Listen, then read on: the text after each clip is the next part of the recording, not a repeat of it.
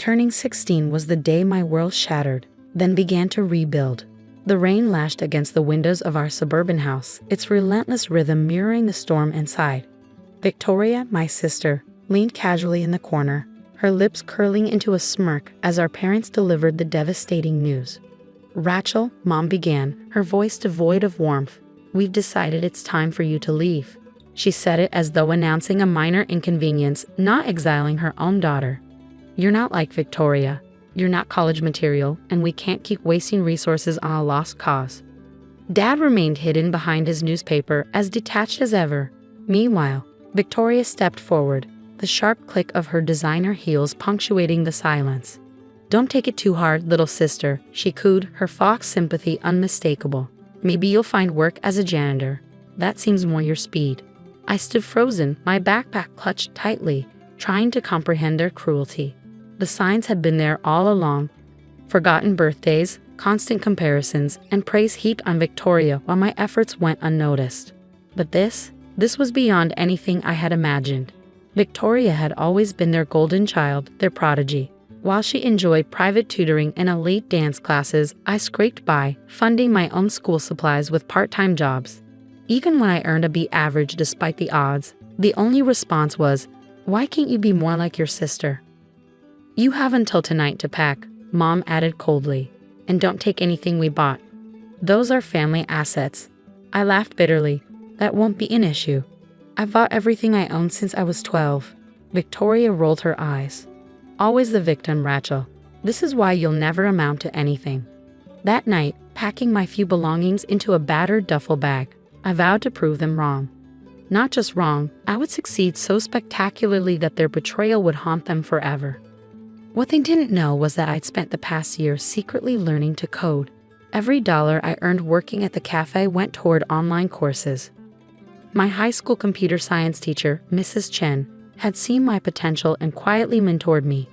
While Victoria flaunted her Princeton acceptance, I was building a future they couldn't imagine.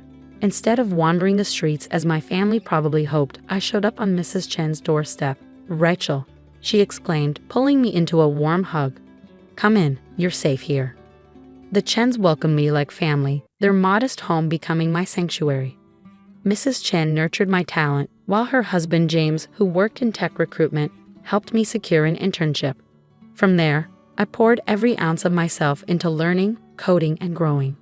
By 18, I launched my first successful app, an educational platform for underprivileged students. Its impact caught the attention of TechFusion's CEO, Marcus Chen, no relation to Mrs. Chen, who offered me a role on their development team. By 26, I had become one of TechFusion's youngest executive vice presidents, managing billion-dollar projects. My achievements were public, but my name, legally changed to Rachel Chen, ensured my family remained unaware of my success. Meanwhile, Victoria followed the predictable path: law school, a prestigious firm, and a marriage to Bradley Thompson, a lawyer from old money. Mom and Dad filled their social media with her picture-perfect life, blissfully ignorant of mine.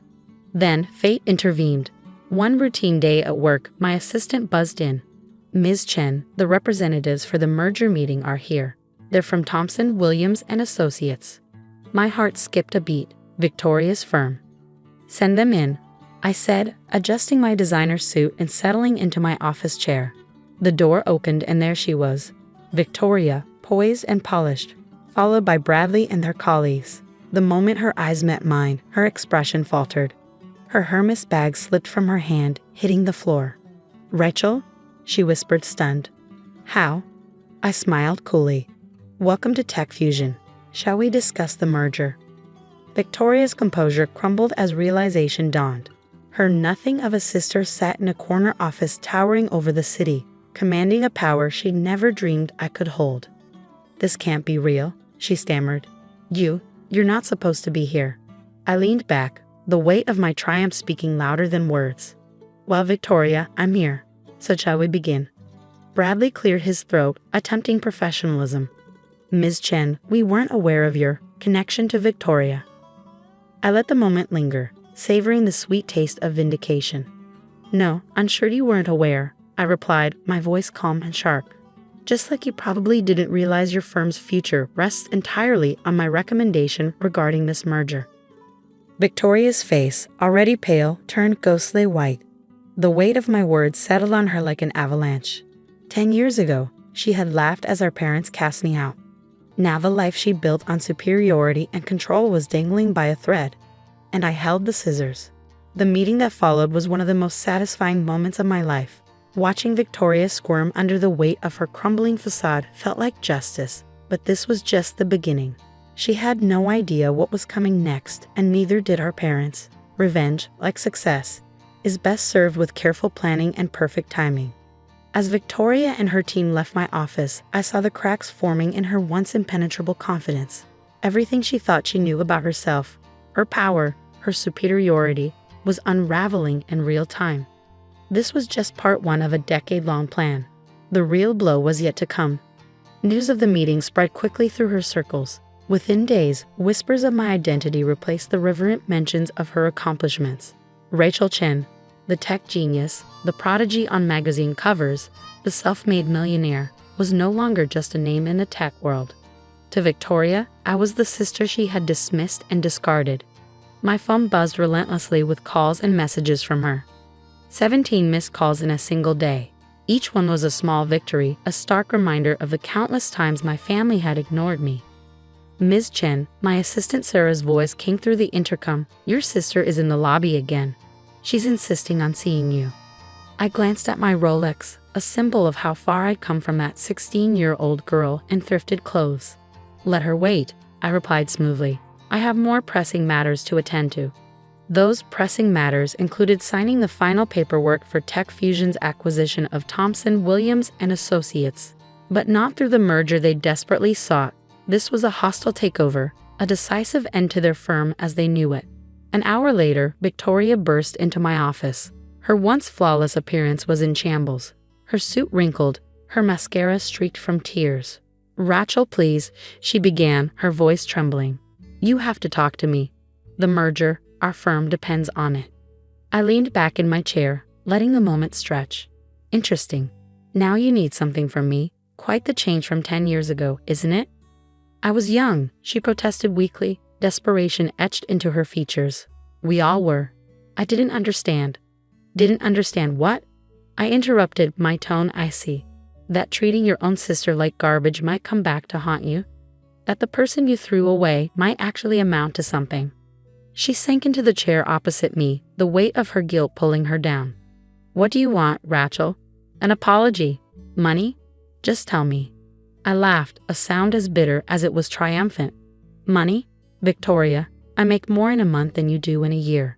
And as for an apology," I rose from my chair and walked to the floor-to-ceiling windows overlooking the city. "It's far too late for that. Mom and Dad want to see you," she whispered. "They're devastated they didn't know about your success." "Devastated they missed out on the money, you mean?" I replied, not bothering to mask my disdain.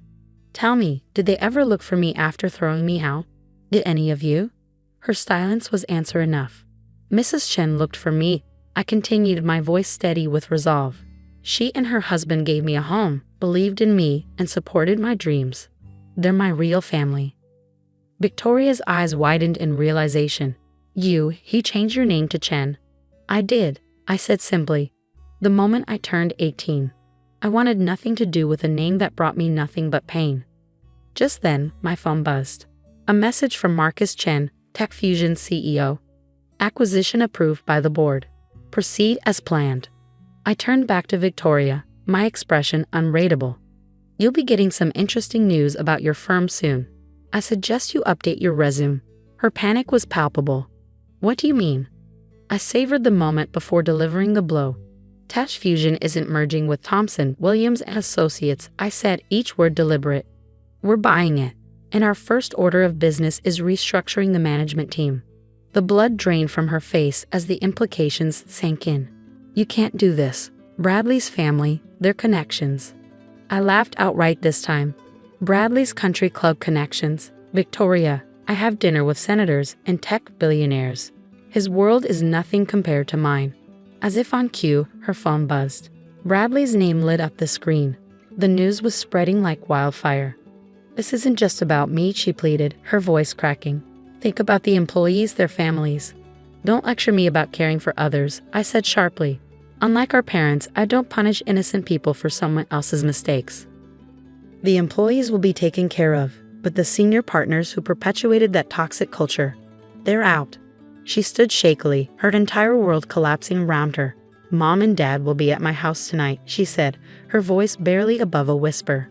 They want to make things right. I paused, considering her words. Seeing them grovel might be amusing, but I had a better idea. Tell them to come to the Capitol tomorrow night at 8. I'll reserve a private room. After she left, I called Mrs. Chin. They took the bait, I said, satisfaction evident in my tone. Are you sure about this, Rachel?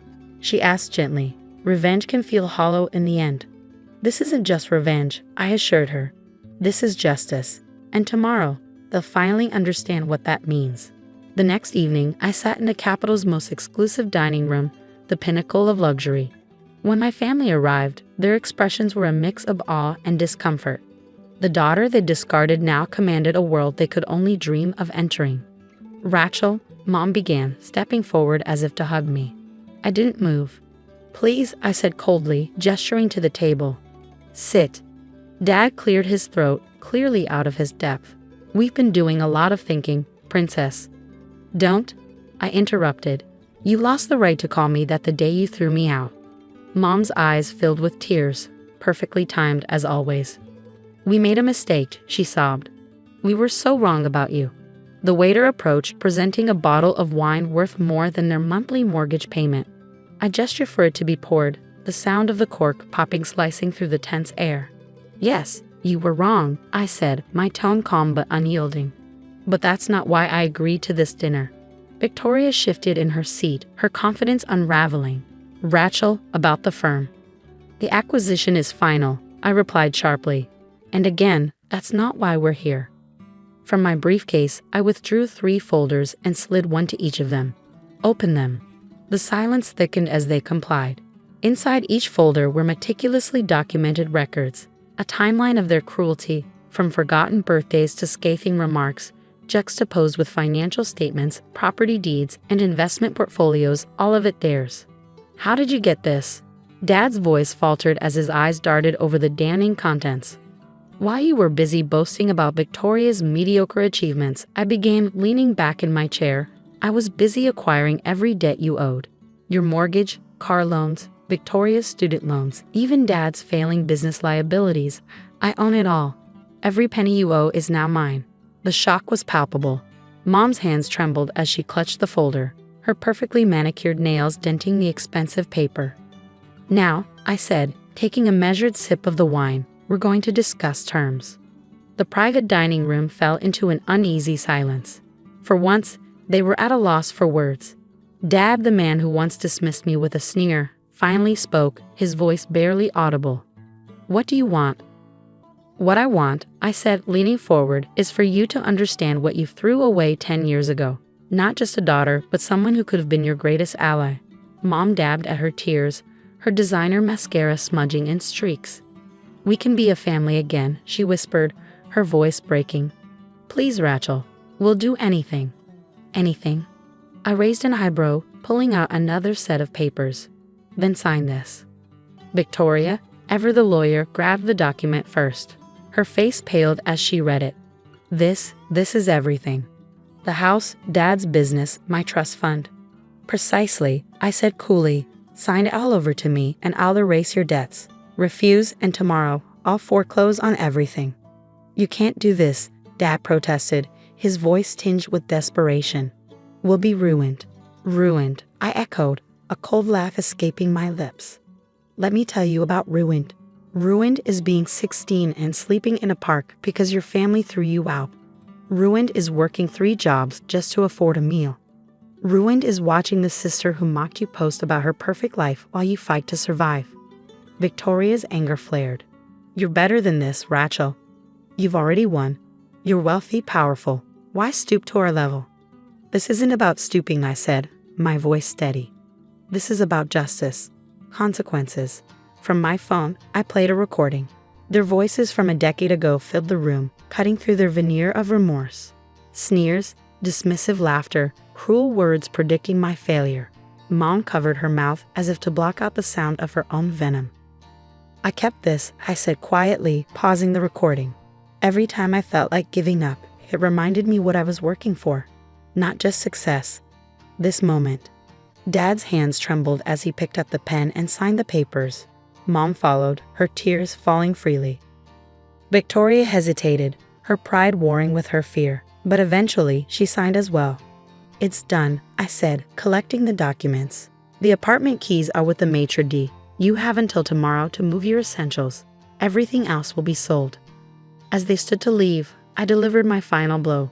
10 years ago, you told me I'd never amount to anything. You were wrong. I became everything you said I couldn't, not because of you, but in spite of you. Victoria paused at the door, her voice fragile. Will we ever see you again? I considered her question. That depends on whether you learn from this. After they left, Mrs. Chen entered the room, her warm smile a balm to my hardened exterior. She hugged me tightly. Are you okay, sweetheart? For the first time in 10 years, I said, my voice lighter. I think I am. The next morning, I watched movers dismantle my old family home. Piece by piece, Victoria's perfect life unraveled. Dad's business was already undergoing restructuring, and Mom's social circle buzzed with the scandal of their fall from grace. But revenge wasn't my ultimate goal. I had something bigger in mind. The following week, I announced the creation of the Chen Foundation for Youth Empowerment. Its mission, to support abandoned and struggling teens, giving them the tools to rewrite their own stories. When I unveiled the foundation headquarters to Mrs. Chen, she cried. This, she said, her voice thick with pride, is your real victory, turning pain into purpose. She was right.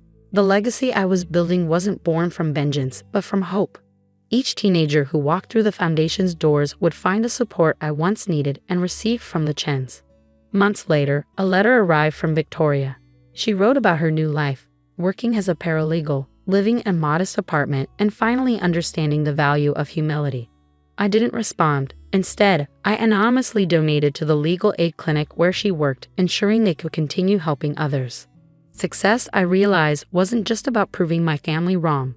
It was about proving to myself that resilience could triumph over cruelty. My biological family may have abandoned me, but their rejection had forged me into someone unstoppable. Someone who not only survived but thrived and used that success to lift others. In the end, I had gained something far more valuable than revenge. I had found freedom, purpose, and an unshakable peace. The girl they threw away had become the woman they could never be, happy, fulfilled, and whole. I never thought my family would kick me out on Christmas Eve, but then again I never thought I'd end up secretly owning the company they worked for either. Life has a strange way of serving justice. My name is Emma Matthews, and this is how I went from being the family disappointment to the owner of a multi-million-dollar corporation. All because my parents couldn't see past their own ambitions. Growing up, our house was always filled with talk about Morrison Industries, the company where both my parents worked. Dad was a senior manager in operations, Mom handled investor relations, and my older brother Michael was being groomed for an executive position straight out of college. The company wasn't just their workplace. It was our family's entire identity. I was different. While they obsessed over quarterly reports and stock prices, I spent my time studying market trends and emerging technologies. I saw the future of business differently. The corporate ladder is outdated, I'd say at dinner. The real opportunity is in digital transformation and strategic acquisitions. Dad would scoff. What do you know about real business, Emma? You've never even worked in a proper company. Mom would add, if you just accept that position in accounting like we suggested, you could learn how things really work. But I had bigger plans. While working on my MBA, I started a small consulting firm specializing in digital transformation. I lived frugally, saved every penny, and quietly began buying shares in undervalued companies. My parents saw my modest lifestyle as proof of failure. They never questioned why I drove an old car while living in a small apartment, despite my consulting income. Look at Michael, Mom would say at every family gathering. Vice president at 28 company car corner office. That's what success looks like. Meanwhile, I was building something they couldn't see, slowly accumulating power they couldn't imagine. Everything changed 3 days before Christmas. I had just finalized the paperwork to acquire a controlling interest in Phoenix Digital, Morrison Industries' biggest competitor. The acquisition would be announced after the holidays, but I needed one last signature from Morrison's CEO himself. That same evening, my parents invited me for their annual Christmas dinner. The house was decorated with expensive ornaments, all purchased with Morrison Industries bonuses. Michael was there with his wife Sophie, showcasing his new Rolex, another corporate perk. "Did you hear about the Phoenix Digital rumors?" Dad asked during dinner, his voice tense. "Word is they're planning something big. Roberts from accounting thinks there might be layoffs coming at Morrison." I kept my face neutral, taking a sip of wine. I knew exactly what was coming, not layoffs, but a complete corporate restructuring. One that would eliminate unnecessary management positions, including my father's. "Thank God Michael's position is secure," Mom said proudly. The CEO personally promised him a promotion next quarter. Then she turned to me, her smile turning cold. "Emma, maybe now you'll reconsider that accounting position? Before all the good jobs are gone." I started to respond, but Michael cut in. "Actually, about that." He glanced at Sophie, then back at our parents. "I have news. I've been offered the position of regional director. The CEO is announcing it at the company Christmas party tomorrow." Mom squealed with delight. Dad beamed with pride. "Now that's how you build a career. Not like this consulting nonsense." He gestured dismissively at me. "That's when I made my mistake. The corporate structure is changing," I said quietly. "Those regional positions might not exist much longer." The room went silent. Michael's face turned red. "What would you know about it?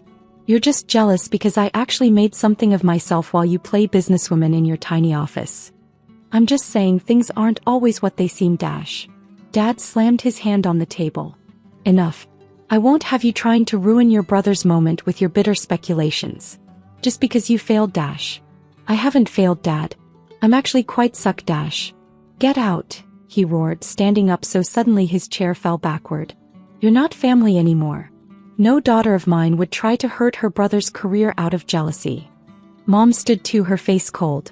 "Leave, Emma. And don't come to the company party tomorrow. You're not welcome." I looked around the table. Michael was smirking.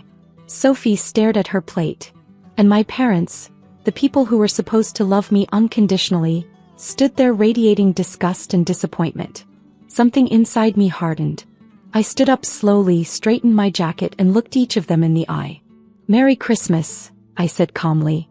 "You'll see me sooner than you think." As I walked to my car, I pulled out my phone and dialed a number. "John, move up the timeline. Let's announce the acquisition at tomorrow's Christmas party. It's time they learned who really runs things now." Little did they know, their perfect family Christmas was about to turn into a very different kind of celebration. One where the daughter they kicked out would become their boss's boss. But first, I had some paperwork to sign. The Morrison Industries annual Christmas party was always an extravagant affair, but this year they had outdone themselves. The Grand Plaza Hotel's ballrooms sparkled with crystal chandeliers, ice sculptures glittered at every table, and a string quartet played softly in the corner. Standing in the lobby, I smoothed down my designer suit, a far cry from the modest clothes my family was used to seeing me in. "Everything's ready, Ms. Matthews," my assistant Thomas whispered, handing me a folder. "The board members are all here and the paperwork is prepared. Mr. Anderson will make the announcement at 9 p.m. sharp." I checked my watch. 8:30 p.m. After 10 years of careful planning, the next 30 minutes would change everything. I thought back to the day this all began, when I was fresh out of college and my father had laughed at my business proposals. Digital transformation? Strategic disruption? That's not how real business works, Emma. He had sneered. Real success comes from climbing the corporate ladder, not your naive startup dreams. Now, a decade later, I owned controlling interests in 12 major tech companies, all operating under different names, all part of my carefully constructed plan. Phoenix Digital was just the final piece, the one that would give me control over Morrison Industries itself. Through the ballroom doors, I could see my family holding court near the main table. Mom was wearing a new designer dress, probably bought with the bonus she'd bragged about last week. Dad stood with his chest puffed out, already accepting congratulations for Michael's upcoming promotion. And Michael, dear arrogant Michael, was surrounded by sycophants, practicing his future regional director smile. "Your brother's going to be devastated," Thomas said quietly. I remembered all the times Michael had belittled my choices, how he'd taken credit for my ideas during college, how he'd always made sure our parents saw me as the failure. "He'll survive," I replied, though his new position might not be quite what he's expecting. At exactly 8:45, I nodded to Thomas. He slipped into the ballroom and approached Charles Anderson, Morrison Industries CEO. I watched through the door as Thomas whispered something in Anderson's ear. Anderson's eyes widened slightly, and he quickly excused himself from his conversation. "Miss Matthews." He greeted me warmly as he entered the lobby. "Everything is prepared. Though I must admit, I'm still amazed you managed to keep this secret for so long. Your own family works here and they had no idea." I smiled. "Sometimes the best moves are the ones no one sees coming, Charles." He nodded thoughtfully. "Your father's position will be eliminated in the restructuring," I confirmed, along with several other redundant management roles. "This isn't personal, it's business." Even as I said it, I knew it wasn't entirely true. This was both business and personal, shaped by years of dismissal and disappointment. "And your brother's promotion? Won't be happening. The regional director position won't exist in the new structure. He can interview for a lower management role if he wishes." Anderson checked his watch. "It's time. Are you ready?"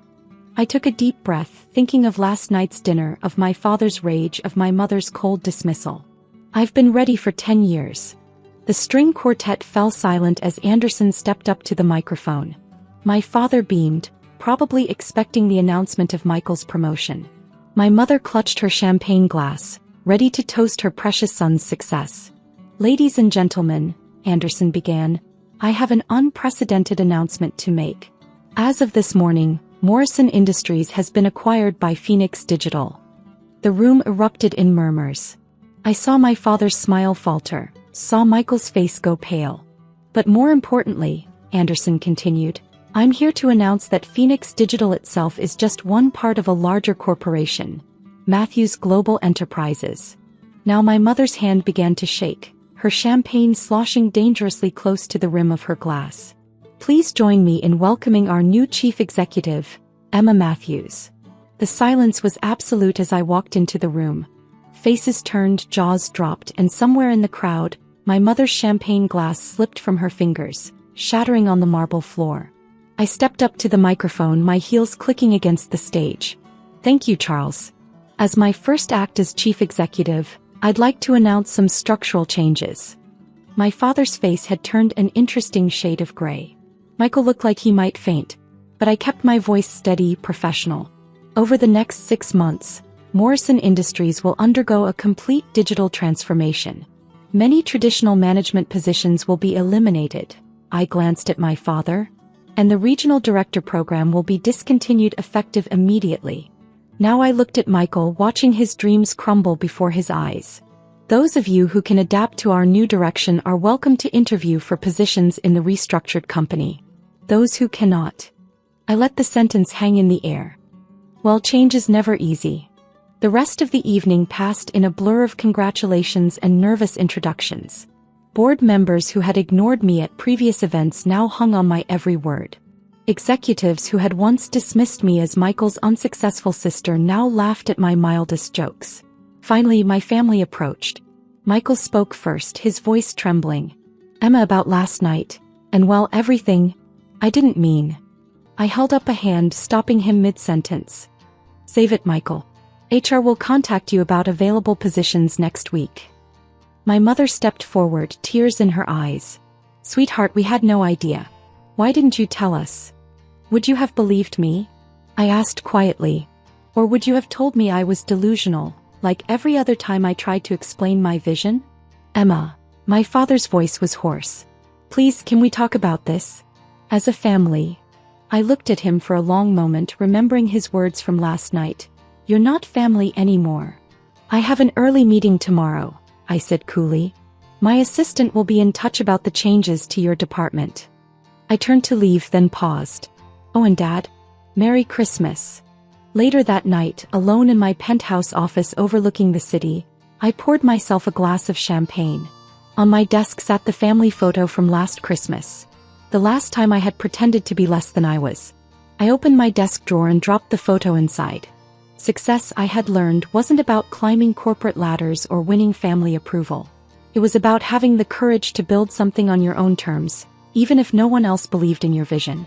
My phone buzzed. First my mother, then my father, then Michael. One by one I declined their calls. They had taught me an invaluable lesson about family and business. Sometimes the people closest to you are the last ones to recognize your worth. Tomorrow I would begin transforming Morrison Industries into something new, something better. And if my family couldn't adapt to the changes, well, that wasn't my problem anymore. I raised my glass to the city lights, to the empire I'd built while they weren't watching, to the sweet taste of success served cold. To family, I whispered and drank alone. The next morning, headlines across the business world announced the acquisition. Financial analysts praised the brilliant strategy of Matthews Global Enterprises' mysterious founder. My parents' phones exploded with calls from friends and colleagues who suddenly understood exactly who their unsuccessful daughter was. My assistant reported that my father spent the morning sitting shell-shocked in his office, staring at his soon-to-be obsolete title on the door. My mother had already called HR 3 times trying to schedule a meeting with me. Michael? He was updating his resume, finally understanding that his last name wouldn't save him anymore. As for me, I had a company to run. 10 years of careful planning had brought me here, and I wasn't about to let family drama distract me from what needed to be done. The digital transformation of Morrison Industries would proceed exactly as I had envisioned it, with or without their support. They had kicked me out on Christmas Eve thinking I was nothing. Instead, they had freed me to become everything they never imagined I could be. Sometimes the best revenge isn't served cold. It's served with a promotion announcement and a glass of shattered champagne. 6 months after that Christmas party, Morrison Industries had transformed beyond recognition. The old, stuffy corporate offices were replaced with modern, open workspaces. Digital innovation centers replaced outdated departments. And the family that had once ruled the company? They learned some hard lessons about underestimating the daughter they'd dismissed. My father didn't adapt well to the changes. When his position was eliminated, he begged for any role in the new structure. "Please, Emma," he wrote in an email. "I've given 30 years to this company. It's all I know." I arranged for him to interview for a junior project manager position, the same level he'd once suggested I accept. He failed the technical assessment. Watching him clean out his office, shoulders slumped in defeat, I felt no satisfaction. Only a quiet acknowledgement that karma has its own timing. My mother tried a different approach. She showed up at my office unannounced one morning, dressed in her finest outfit. "Darling," she said, clutching her designer handbag. "We need to talk about the family, about fixing things." I looked up from my laptop. "Which family would that be, Mom?" "The one that kicked me out on Christmas Eve." She flinched. "We were wrong, Emma. So wrong. But we're still your parents. Surely that counts for something." "It counted for nothing when you thought I was a failure," I replied calmly. "Why should it count for everything now that I'm successful?" She left in tears, finally understanding that her conditional love had earned her conditional respect in return. Michael's story took an interesting turn. After his guaranteed promotion evaporated, he actually did something surprising. He worked hard. He took coding classes, learned digital project management, and quietly rebuilt himself from the ground up. 3 months into the transformation, he requested a meeting. "I won't ask for special treatment," he said, sitting stiffly in my office.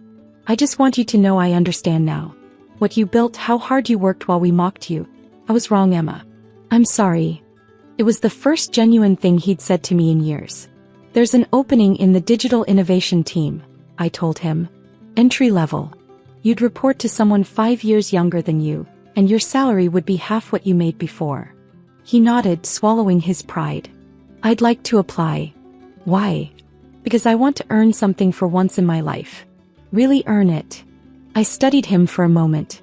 "Submit your application like everyone else. If you make it through the interview process, the job is yours." He did make it barely. Now he sits in a cubicle learning what I learned years ago. That real success comes from building something, not just inheriting it. The company Christmas party came around again exactly 1 year after my revelation. I stared at my reflection in the elevator of my parents' luxury apartment building, straightening the simple black dress I'd chosen for Thanksgiving dinner. 5 years ago, they'd laughed when I left my prestigious law firm to start my own business. Now they had no idea that I owned the very building they lived in. "Going up to the penthouse, Ms. Morgan?" the doorman asked politely, not betraying any hint that he knew I was his actual employer. "It's James. Family dinner." I smiled, remembering signing his last performance bonus myself. "I'm Sophia Morgan, though my family still calls me Sophie, like I'm perpetually the little girl who could never measure up to her brilliant siblings. Tonight would be different, though they didn't know it yet." The elevator opened directly into my parents' penthouse, where the familiar chaos of a Morgan family gathering was in full swing. My mother stood in her designer kitchen, directing the catering staff she'd hired. My father held court in the living room, bragging about my brother Marcus's latest corporate acquisition. $30 million deal, he boasted to my uncle. "That's my boy, a real businessman." Marcus caught my eye as I entered, his smirk as practiced as his Windsor knot. "Well, look who finally showed up. Still playing with your little startup, Sophie?" If he only knew that his $30 million deal had been quietly financed through one of my subsidiary companies. But that wasn't the biggest secret I was keeping. "Hello, Marcus." I kissed his cheek, catching a whiff of expensive cologne. "Congratulations on the Peterson merger." He waved dismissively. "Please, like you understand corporate acquisitions. How's the," he made air quotes, "entrepreneurship going?" "Still working out of that shabby office downtown." That shabby office was actually just a front. My real headquarters occupied the top 3 floors of the city's most prestigious business tower. Morgan Ventures, known to the world as MV Global, had become one of the largest private equity firms in the country. We specialized in acquiring distressed properties and troubled companies, turning them around through careful restructuring. My sister Victoria swooped in, champagne glass in hand. "Sophie, darling, I almost didn't recognize you without those awful business casual outfits you used to wear." Victoria, the golden child.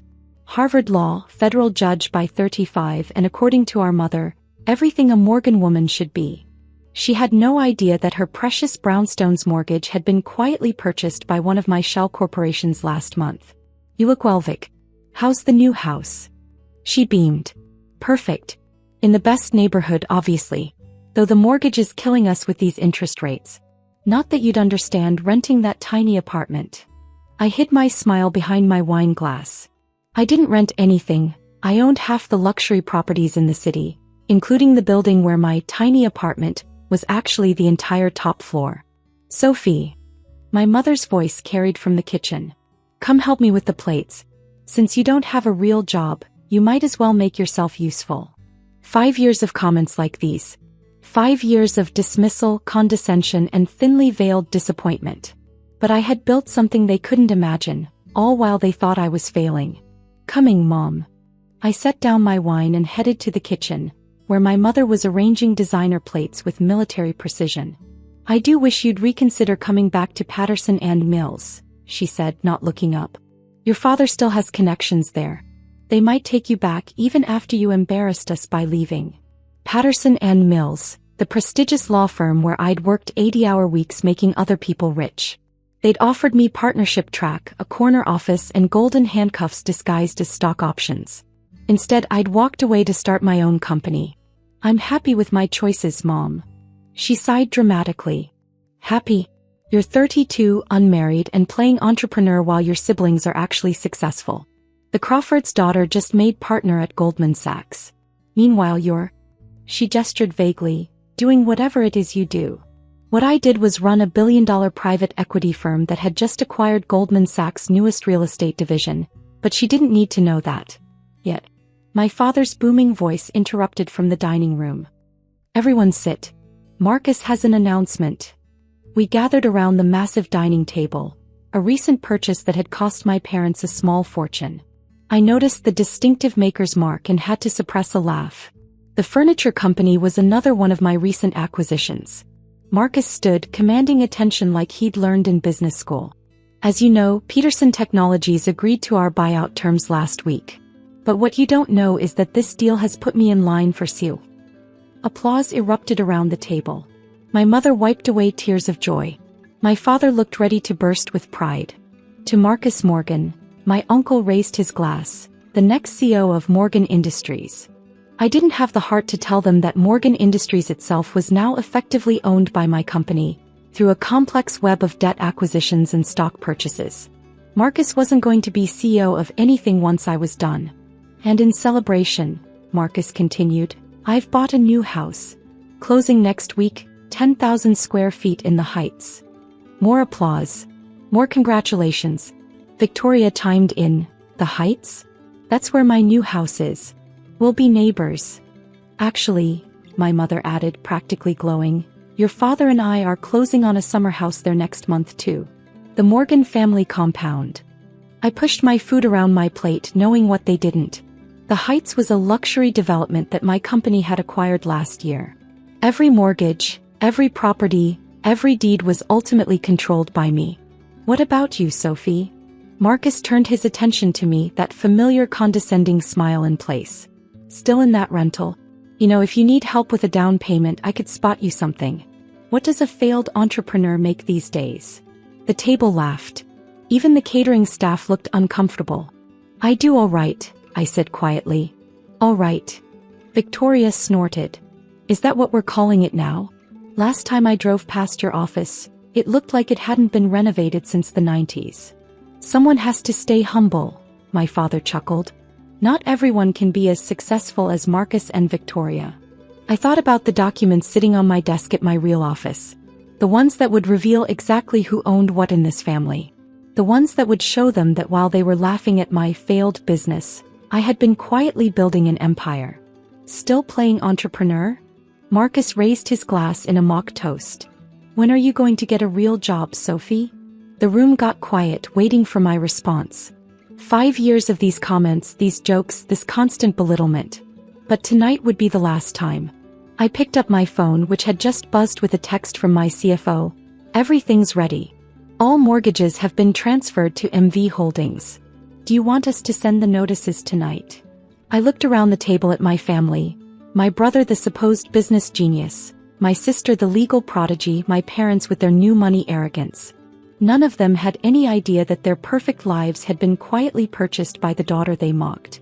Actually, I said, standing slowly, I have an announcement too. But before I could continue, my father's phone rang. Then my mother's. Then Marcus's and Victoria's. All their phones ringing simultaneously with calls from their banks. I sat back and sipped my wine, watching as their faces changed from confusion to disbelief to dawning horror. The night was about to get very interesting. The chaos erupted all at once. Victoria nearly dropped her phone, her perfectly manicured hand shaking. Marcus's face had turned an interesting shade of gray. My mother sat frozen, phone pressed to her ear, while my father frantically paced the dining room. This must be a mistake, Marcus was saying into his phone. What do you mean the mortgage has been transferred? To whom? Victoria had tears streaming down her face, ruining her expensive makeup. But we just bought that house. How can the mortgage belong to someone else? My parents were having their own crisis. The summer house closing. What do you mean it's been denied? We have perfect credit. I sat quietly watching it all unfold. The catering staff had wisely retreated to the kitchen, leaving the family drama to play out in private. MV Global? My father suddenly bellowed, making everyone jump. Who the hell is MV Global and why do they own our mortgages? That was my cue.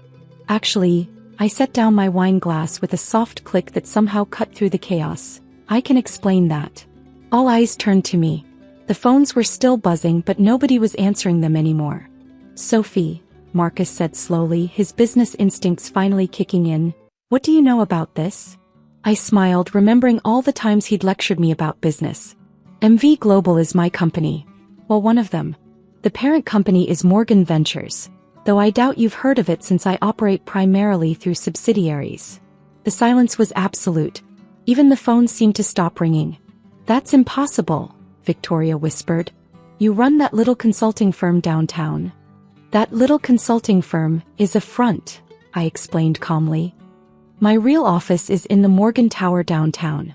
You know, the building Marcus tried to buy last year but couldn't because an anonymous buyer Outbid him? That was me. Marcus collapsed back into his chair. You're lying. There's no way. I pulled out my phone, opened my banking app, and slid it across the table. The number displayed made Victoria gasp. That's just one account, I said. Would you like to see the company valuations? The property portfolios? The acquisition records? But how? My mother stammered. 5 years ago when I left Patterson and Mills, you all thought I was making a mistake. What you didn't know was that I'd already secured backing from major investors. While you were mocking my little startup, I was building one of the largest private equity firms in the country. My father had stopped pacing. The penthouse. I own the building, I confirmed. Have for about a year now. James the doorman? He works for me. So does the maintenance staff, the management company, all of it. Victoria's legal mind was finally catching up. The Heights development. Also mine. Every house, every mortgage, every property in the development belongs to MV Global. Including your new brownstone, Vic. And the house you're about to close on, Marcus. And that summer house you wanted, Mom and Dad. Why? Marcus demanded, his face flushed with anger now. Why do this? Because you never saw me, I said simply. Any of you. You were so convinced of my failure that you never bothered to look closer. Did you really think I could afford those business casual outfits Victoria mocked on a failing entrepreneur's salary? Or that I kept that shabby downtown office because I couldn't afford better?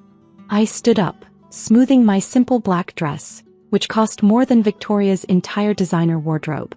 I kept up appearances because it was easier than dealing with your interference.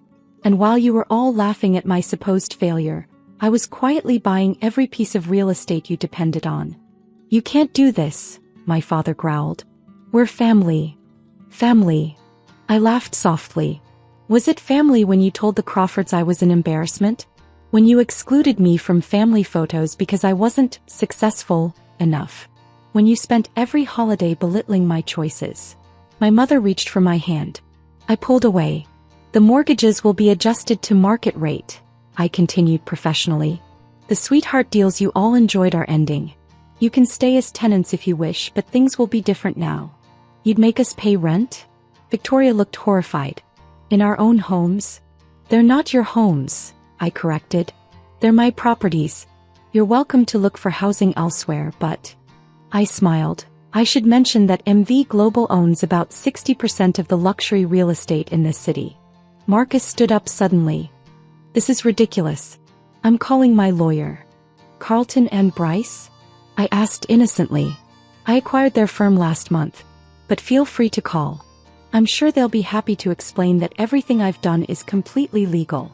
The realization was finally setting in.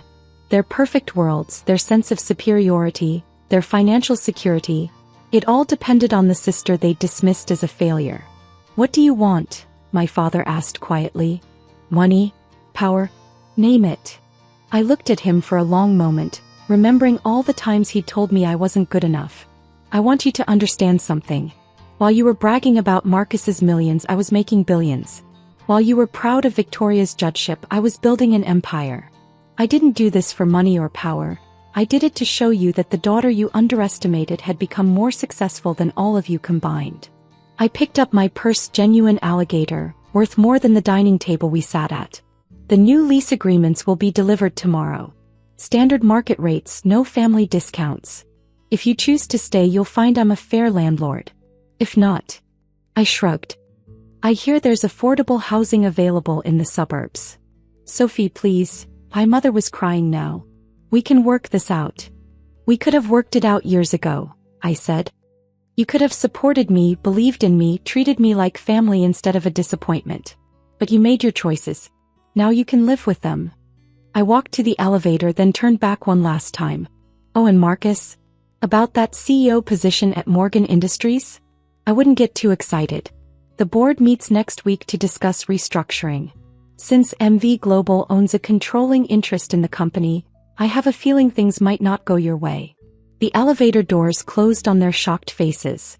As I descended, I thought about the empire I'd built while they weren't watching. The power I'd accumulated while they were busy mocking my failed business. They would spend tonight panicking, calling lawyers, trying to find a way out. But there was no escape. Every property, every mortgage, every piece of their privileged lives was now controlled by the daughter they'd underestimated. In the lobby, James held the door for me. "Good evening, Ms. Morgan. Will your family be staying long?" I smiled, thinking of the market-rate lease agreements sitting on my desk, ready to be delivered. "They'll be staying exactly as long as they can afford to, James. And please, make sure their rent is collected on the 1st of each month. No exceptions." My driver held the car door open as I slid into the back seat. Through the tinted windows, I could see the lights of the city, my city now, in many ways. Buildings I owned, companies I controlled, an empire built on the foundation of their contempt. Let them spend tonight realizing that their perfect lives had been quietly purchased by the failed entrepreneur they'd mocked. Let them wake up tomorrow understanding that they were now tenants in their own homes, paying rent to the sister they'd dismissed. Sometimes success isn't about proving people wrong. Sometimes it's about letting them discover just how wrong they were, all on their own. My phone buzzed, probably Marcus or Victoria trying to negotiate. I declined the call without looking. They'd have plenty of time to reflect on their treatment of me while they wrote their rent checks each month. After all, I wasn't playing entrepreneur anymore. I was their landlord, their creditor, and the owner of everything they'd taken for granted. And unlike them, I wasn't interested in family discounts. The next morning, my assistant delivered a stack of papers to my real office, the one in Morgan Tower with the view of the city. They were photos from last night's security cameras. Marcus throwing things in the study, Victoria crying on the designer couch, my parents sitting shell-shocked at the dining table long after I'd left. I put the photos away in a drawer.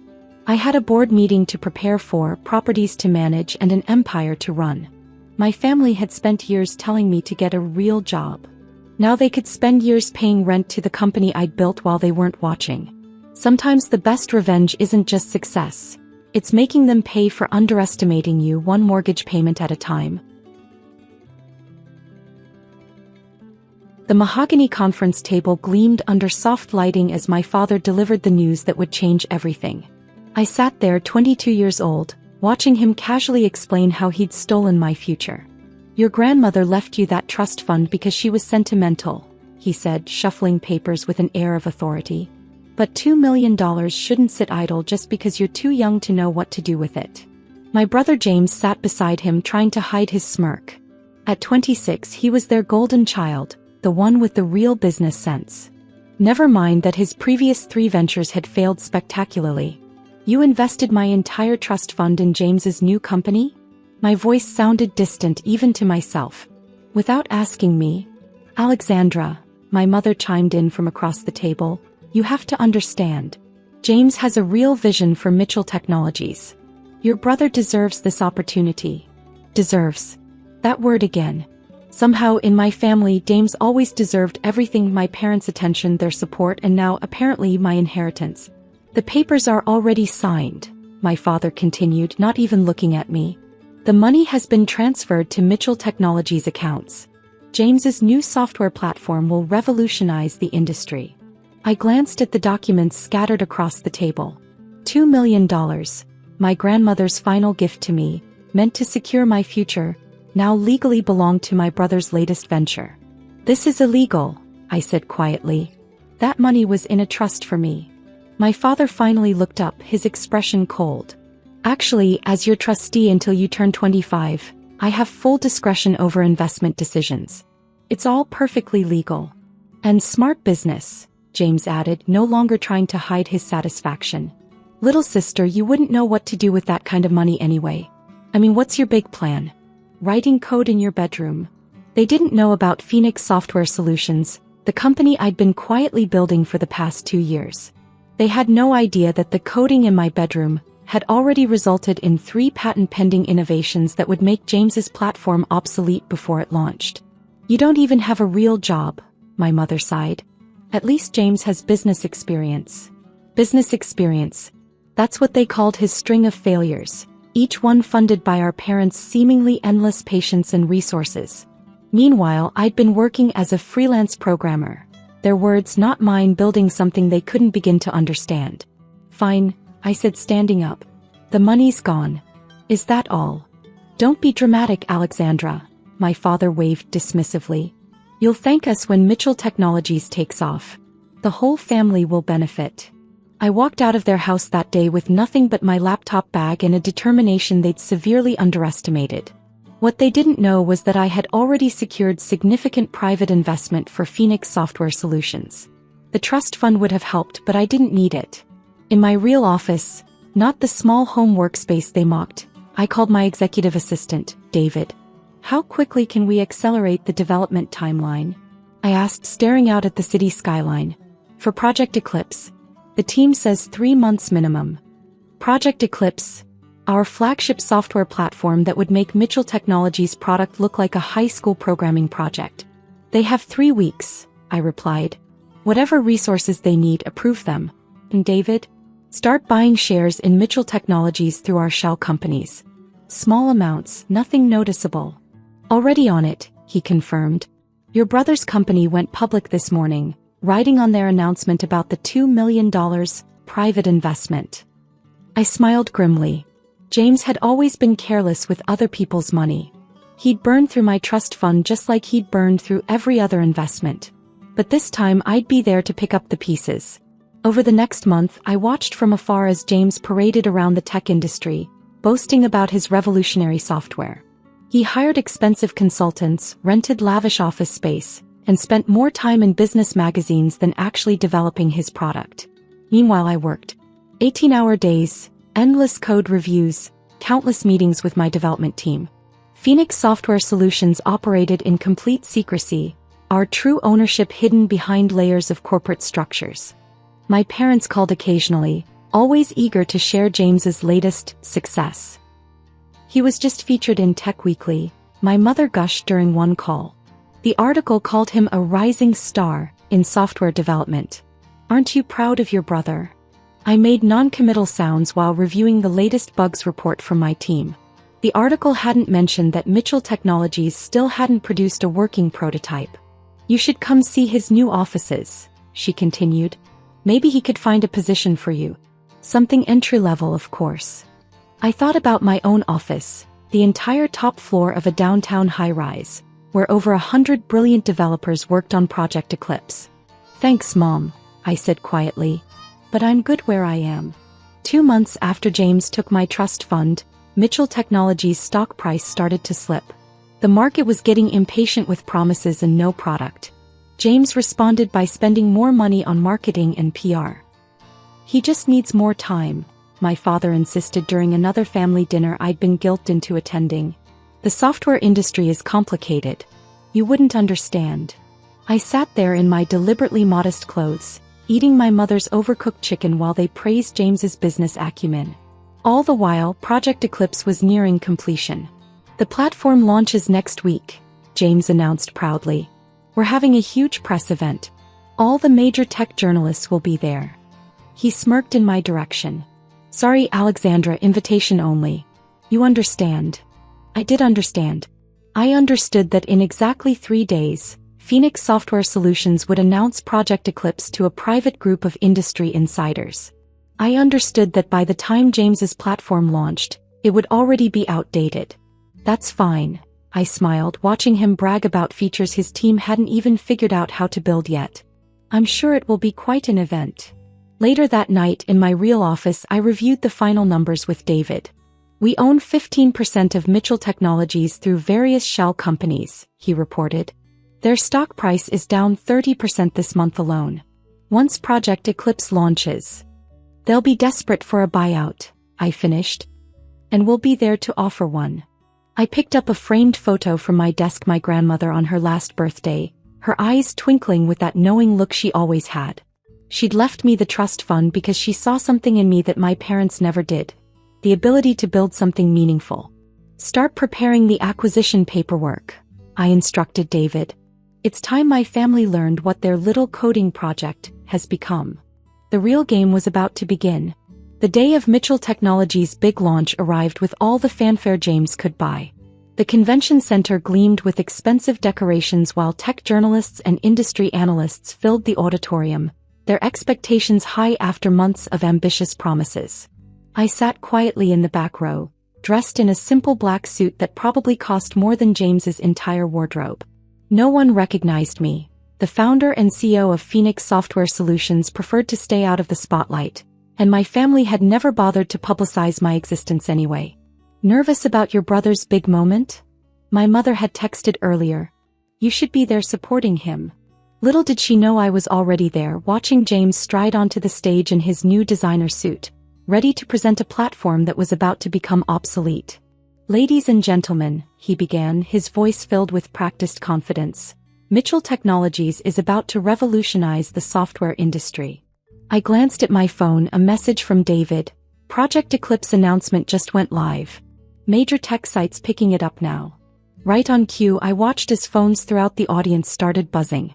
Journalists began whispering to each other, their attention shifting from James's presentation to their screens. Our platform will change everything, James continued, unaware of the storm about to hit. We've developed proprietary technology that Mr. Mitchell, a journalist interrupted, standing up. Any comment on Phoenix Software Solutions Project Eclipse? They just announced a platform that seems to do everything you're promising but better. And it's already available. The confidence drained from James's face. What? More hands shot up. Their technology appears years ahead of what you're showing today. They've already secured major contracts with leading tech companies. Sources say they've been developing this in secret for years. I watched my brother flounder on stage, his carefully rehearsed presentation crumbling as reporters focused on Phoenix's surprise announcement. In the front row, my father was frantically checking his phone while my mother's face had gone pale. James tried to recover. Our platform is unique. We have features that, according to these specs, another journalist cut in. Project Eclipse makes your technology obsolete before it even launches. Mitchell Technologies stock is already down 40% in the last hour. I stood up quietly and left the auditorium, heading for my real office. The next phase was about to begin. 2 hours later, my family burst into Mitchell Technologies' executive suite, where James was having an emergency board meeting. How could this happen? My father demanded. Who are these Phoenix people? Why didn't we know about them? Sir, James's CFO interrupted, his voice shaking. We have another problem. Someone's been quietly buying our stock through various shell companies. They now own enough to force a board vote. Who? James asked, his face ashen. The conference room doors opened. I walked in, followed by my executive team. That would be me, I said quietly. The silence that followed was absolute. James's mouth opened and closed without sound. My father's face had turned an interesting shade of red. Alexandra, my mother whispered. What are you doing here? Attending a board meeting, I replied calmly, taking a seat at the head of the table. As the CEO of Phoenix Software Solutions and majority shareholder of Mitchell Technologies. This is impossible, James stammered. Phoenix is a billion-dollar company. You're nobody. Actually, I smiled, nodding to David, who began distributing folders. I'm both. That coding in my bedroom you mocked? I was building something you couldn't begin to understand. My father grabbed one of the folders, his hands shaking as he read. These acquisition papers, these shareholding documents, are all legal and binding, I confirmed. Phoenix Software Solutions, through various subsidiaries, now owns 51% of Mitchell Technologies. Your board has already approved the takeover. But, the trust fund, my mother said weakly. We gave it to James because he needed it for his company. No, I corrected her. You stole my inheritance because you never believed I could build something meaningful. Well, guess what? I did it anyway. Without your help, without your support, without your precious connections.